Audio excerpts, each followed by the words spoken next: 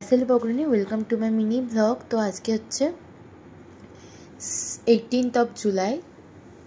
তো আমরা এখন বেরিয়ে গেছিলাম যোগা যাওয়ার জন্য। তো যোগা যাওয়ার পথে আমাদের এই মাঠটা পড়ে, তো সেরমভাবে কোনো দিনও ঢোকা হয়নি। এটা হচ্ছে ইউথ ক্লাবের মাঠ, ঝাড়গ্রামে সবাই ম্যাক্সিমাম বাচ্চারা ওখানে বিকেল হলেই খেলা স্টার্ট করে দেয়। আমরা যেহেতু 4টার দিকে গেছি, আর এখন তো অনেকটা গরম, তো বাচ্চারা এখন মোটামুটি 5টার দিক থেকে খেলতে আসে।